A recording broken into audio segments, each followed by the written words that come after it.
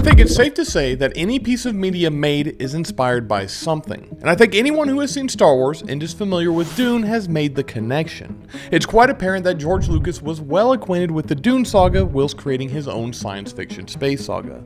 I personally am of the opinion that Star Wars has differentiated itself enough that it is not a copy of Dune or anything like that.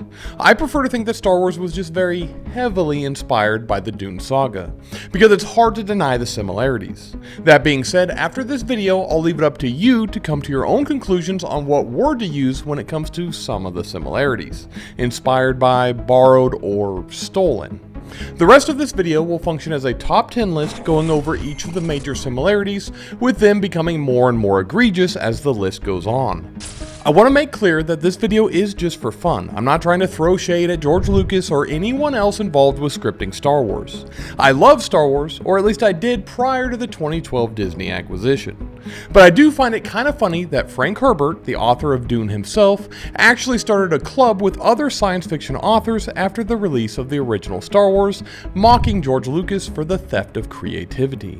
A passage from Brian Herbert's biography on his father mentions this. When Dad saw the movie, he picked out 16 points of what he called absolute identity between his book and the movie, enough to make him livid. Still, Frank Herbert tried to be upbeat. He and the other science fiction writers who thought they saw their work in Lucas's movie formed a loose organization that my father called, with his tongue firmly placed in his cheek, the "We're Too Big to Sue George Lucas Society." Through humor, Dad tried to mask the pain. Now with the introduction out of the way, let's get into it.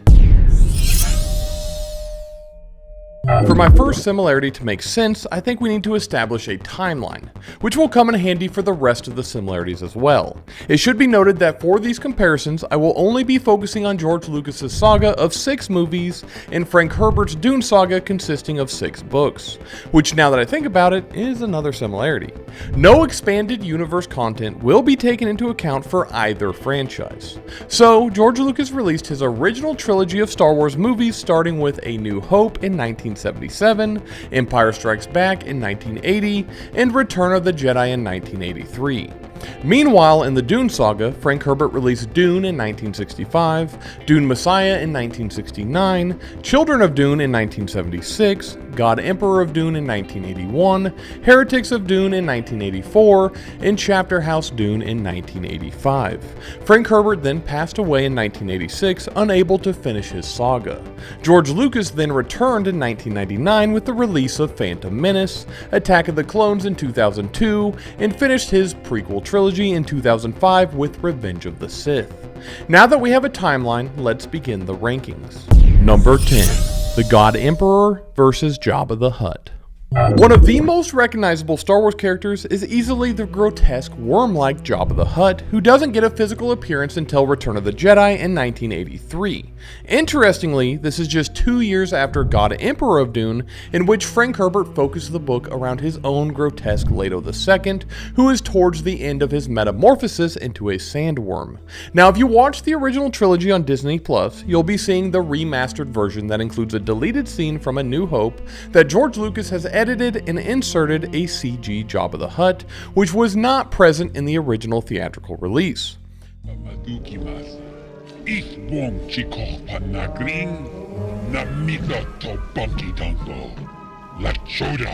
Jabba, you're a wonderful human being. The theatrical release only made reference to Jabba, never showing him. Funnily enough, in this deleted scene that is now just a part of A New Hope's remaster, Han Solo confronts Jabba the Hutt and actually refers to him as a human being, confirming to us that George Lucas did not originally intend Jabba to be a worm-like alien. So it then becomes a bit coincidental that just 2 years after Frank Herbert releases God Emperor, that Lucas gives us our first look at Jabba the Hutt as a worm-like alien creature in Return of the Jedi.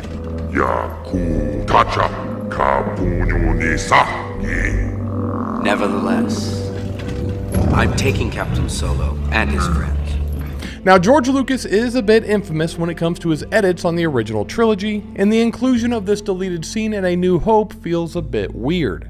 It almost seems like he's trying to rewrite history and make it seem like Jabba was always supposed to be an alien, despite Han Solo referring to him as a human being that I assume we are now supposed to interpret as sarcasm, even though the delivery of the line doesn't seem sarcastic. Number 9. I am your father versus I'm sorry, grandfather. The most iconic line in Star Wars, which is commonly misquoted, is the Luke, I am your father line from Empire Strikes Back. The actual quote is Vader responding to Luke saying, no, I am your father. He told me you killed him. No, I am your father.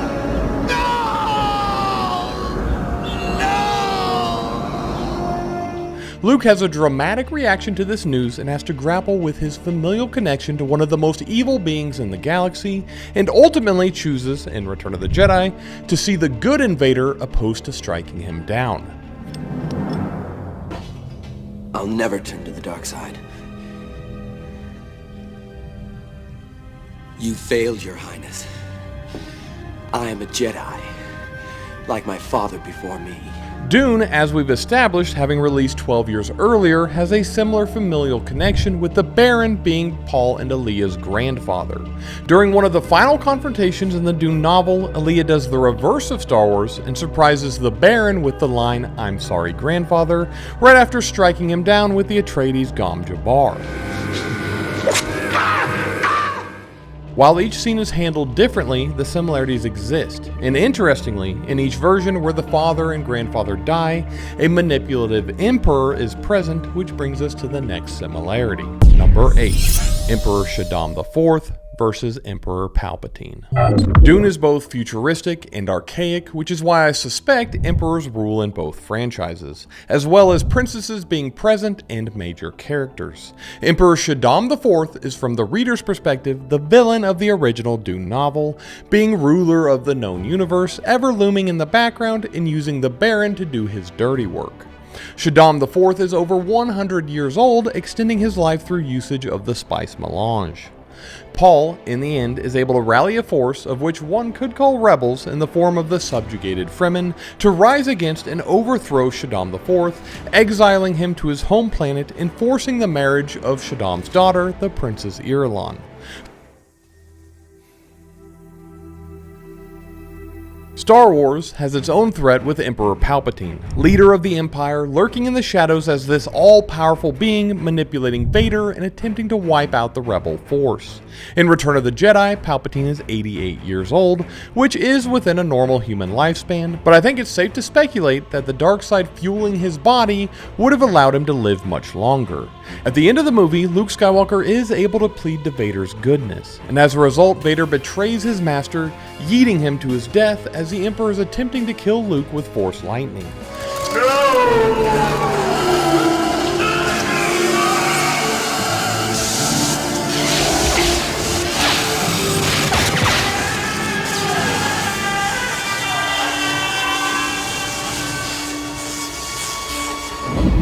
Similar to Dune, Star Wars has its own princess, Leia, and while Luke was for a time romantically interested in Leia, this was prior to finding out their relation. Which brings us to number 7, brother-sister romance. In Star Wars, there's a love triangle that forms between Luke Skywalker, Han Solo, and Princess Leia, who unbeknownst to Luke is actually his sister. There's also an infamous kiss between Luke and Leia prior to knowing the truth.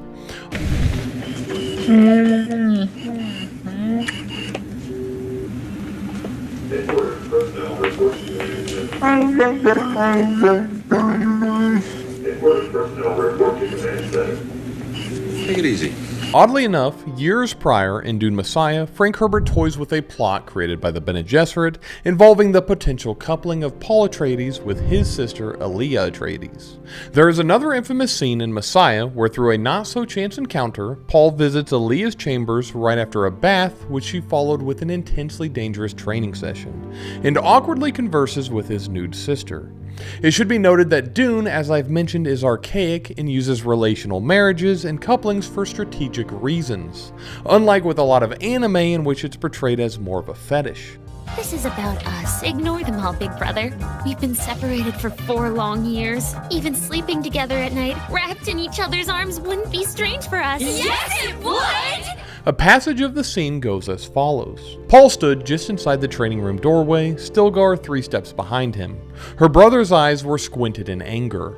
Aaliyah, growing conscious of her nudity, thought to cover herself, found the idea amusing. What the eyes had seen could not be erased. Slowly she replaced the crysknife in its sheath at her neck. I might have known, she said. I presumed you know how dangerous that was, Paul said. He took his time reading the reactions on her face and body, the flush of her exertions coloring her skin, the wet fullness of her lips. There was a disquieting femaleness about her that he had never considered in his sister. He found it odd that he could look at a person who was this close to him and no longer recognize her in the identity framework which had seemed so fixed and familiar. Number 6. Dune versus Tatooine. Perhaps the most quickly present similarity is the planets themselves. Arrakis or Dune is a 2-moon desert planet, while Tatooine is a desert planet with twin suns. Our main characters both spend a fair amount of their lives on their respective planets, with Paul being forced to Arrakis, spending the later portion of his life there. Contrastly, Luke grows up on Tatooine and wants to escape the dead-end planet, spending only the beginning of his life there. Star Wars quickly references spice, which is an obvious ripoff of Dune, although you could make the argument that so directly making reference to something could be a way of paying homage to it. Luke's family are also moisture farmers, another obvious connection to Dune. Water is a scarcity on both desert planets, although it is a much more prominent plot point in the Dune saga. Han Solo was a spice smuggler, and the concept of spice in Star Wars can be traced clear back to A New Hope, with C-3PO declaring to R2-D2 that we'll be sent to the spice mines of Kessel or smashed into who knows what.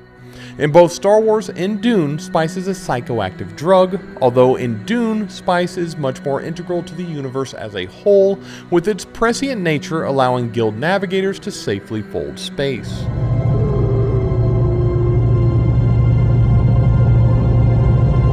While in Star Wars, it is mainly used for recreational drugs. Number 5. Sandworms versus Sarlacc Pit. Now this similarity to me is not that bad, but when taken into account with all the other similarities, it becomes a bit more notable. In Return of the Jedi, we are introduced to a Sarlacc Pit, which is a beast eerily similar to a sandworm, especially in its original appearance. In the theatrical release of Return of the Jedi, we see a circular pit in the sand lined with rows of sharp teeth continuing down in rows. This is, in my opinion, quite similar to the design of a Dune sandworm, at least in concept. Here's a passage of a sandworm description from the original Dune book. He found himself registering every available aspect of the thing that lifted from the sand there seeking him. Its mouth was some 80 meters in diameter, crystal teeth with the curved shape of crysknives glinting around the rim. Interestingly, I think the design of this Sarlacc Pit more closely resembles Denis Villeneuve's interpretation of sandworms that lack the trifold mouth. Now, to George's credit, this creature does differentiate itself from a sandworm in that even in the original theatrical release, tentacles would come out of the pit and pull prey down for consumption. And in later remastered versions, George Lucas completely redid the design to show the creature residing within the pit, further differentiating itself from a sandworm.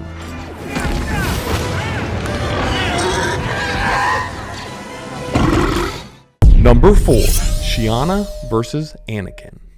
Something I didn't notice right away on my first read through of the Dune saga is quite a few similarities between Sheeana and Anakin. For those of you less familiar with Dune, particularly the later Dune books, Sheeana is a child of Arrakis, the newest name for the planet Arrakis. Sheeana becomes an orphan at a very young age after her parents are killed by one of the giant sandworms, which Sheeana rightly develops a hatred toward and refers to as Shaitan, a mockery of its once revered name Shai-Hulud. Sheeana is of interest to the Bene Gesserit because of her latent ability instilled from Leto II that allows her to communicate and control sandworms through her dancing. Sheeana, like Anakin, is taken at a later age than is considered safe to be trained to be a Bene Gesserit. Sheeana's story doesn't get a proper conclusion by Frank Herbert due to his unfortunate passing. But in Chapter House Dune, Odrid expresses concern of a darkness inside of Sheeana and giving in too much to her emotions. "It's called Void," Sheeana said. "Yours? Please, Sheeana, say someone else did it. The one who did this has gone where I cannot follow. Interestingly, this line is very similar to the line Padme says to Anakin on Mustafar. You're going down a path I can't follow. Sheeana also plots against the Bene Gesserit and leaves to start her own sect. Obviously, in Star Wars, Anakin takes a similar path, albeit a bit more dramatic, as we all know. Taken into the Jedi Order at a later age and submitting to his emotions, Anakin eventually becomes Darth Vader and destroys the Jedi Order. Number 3. Gholas versus clones. The concept of cloning is not exactly the most original science fiction idea, but it is prominently featured in both Dune and Star Wars. In Dune, the concept of cloning is first introduced in Dune Messiah, when popular character Duncan Idaho is resurrected as a Ghoula and gifted to Paul. Interestingly, Frank Herbert actually did this in direct response to fan feedback regarding Duncan's unfortunate demise in the original Dune book. Turns out, even in the 60s, fans could influence a story. While it is proposed in later Dune books that Ghoulas of other characters could happen, and eventually one does, Duncan Idaho remains the only character to be continually cloned throughout the saga. In God Emperor of Dune, Leto II requests Ghoulas of Duncan Idaho throughout the entirety of his reign, even though some of them eventually turn against him and he must dispose of them. In the Star Wars prequel trilogy, in the properly titled Attack of the Clones, it is revealed that Jango Fett is the original on which all the clones are based. The same clone army that would get taken control of by Palpatine and would serve as the template for the recruitment of stormtroopers that would supersede the clone troopers in the original trilogy. Interestingly, Jango also requests an unaltered clone that he raises as his son named Boba Fett. Somewhat similar, in Chapter House Dune, Audrey raises a Ghoula of her father, Miles Teg. Number 2. Bene Gesserit versus Jedi Order. I was debating on making this comparison number 1 because of just how much seems to be borrowed ideas, but as you'll soon find out, I think the next one is a bit more of a copy because it deals with ripping off plot threads. So, we all love the Jedi, who are arguably the most interesting science fiction order ever created. But what if I told you this group of lightsaber-wielding do-gooding monks actually originated from a bunch of space witches? At first glance, this might seem preposterous. How could these black-clad, breeding-obsessed women be the inspiration for the Jedi? Well, if we look a little closer, you begin to see the through lines between the two orders. The Jedi Order is an order of primarily men who work to protect the balance of the Force. The Bene Gesserit is an all-female order working to both control and guide humanity. Both have exceptional control over their own bodies. The Bene Gesserit obviously have a bit more control, being able to alter aspects of their appearance, neutralize poisons, change body chemistry, even alter the gender of their children. Both groups are exceptional physical fighters with heightened reflexes. Comparatively, the Jedi train with the Force, and there's one particular ability which is undoubtedly inspired by the Bene Gesserit voice, that being the Jedi mind trick. The Bene Gesserit can create a perfect pitch in their voice that is able to command or persuade the receiver to do as they wish. And the Jedi mind trick is nearly identical to this. At least to the book version. In the Dune adaptations, they tend to make the voice sound otherworldly. There's no need to fight over me.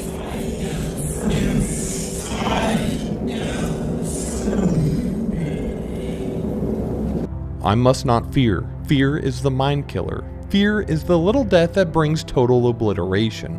I will face my fear, I will permit it to pass over me and through me, and when it has gone past, I will turn the inner eye to see its path. Where the fear has gone, there will be nothing, only I will remain. This is the Bene Gesserit mantra that I believe inspired a similar mantra regarding fear among the Jedi. One particular quote Yoda says to Anakin, "Fear is the path to the dark side. Fear leads to anger. Anger leads to hate. Hate leads to suffering." Both orders take young initiates from their families at a young age to be trained, and each group has the same reservations about taking older initiates. Each group mandates that attachments and emotions are detrimental to the order, which comes first. Interpersonal relationships are prohibited due to the dangers they can lead to, and while the Bene Gesserit do not forbid marriage, it is only done as a way to further the sisterhood through political power or to further their breeding program. Both orders have suffered from a rebel submitting to emotions and causing great turmoil. In Dune's case, Lady Jessica accelerated the Sisterhood's breeding program, giving Leto a son out of love for him, in direct violation to the Sisterhood's wishes of a daughter. This lapse of judgment and submission to emotions has far-reaching repercussions. For Paul, the Kwisatz Haderach is then out of Bene Gesserit control, and this eventually leads to the birth of the God Emperor, who throttles humanity under his tyrannical rule for 3,500 years. Comparatively, Anakin Skywalker giving into his love for Padme and allowing his emotions to be manipulated by Palpatine leads to the destruction of the Jedi Order. Number 1. Dune Messiah ending versus Revenge of the Sith ending. Our number 1 most egregious similarity, and the one I personally feel is perhaps too much of a ripoff, is just how similar George Lucas's ending in Revenge of the Sith is to Frank Herbert's ending to Dune Messiah. And trust me, I'm not kidding. Anakin goes to the dark side compelled by desire to save Padme from a certain death that he has seen visions of. Paul attempts the exact same thing with Chani, but ultimately realizes he cannot save her. Anakin abandons his path and becomes Darth Vader. Paul abandons his path and walks out into the desert, later returning as the Preacher. Padme dies in childbirth, producing twins, a boy and a girl, Luke and Leia. Chani dies in childbirth, producing twins, also a boy and a girl, Leto and Ganima. The core of Anakin's fall into Darth Vader, I feel, is undeniably remixed from the end of Dune Messiah. Now, I do need to give George Lucas some credit though, because I do think while his ending isn't exactly original, he was able to take the core elements of Dune Messiah and create something that I think is actually a more impactful ending. But perhaps it wouldn't have hurt to have given Frank Herbert some writer's credit on the script. You were my brother, Anakin! I loved you!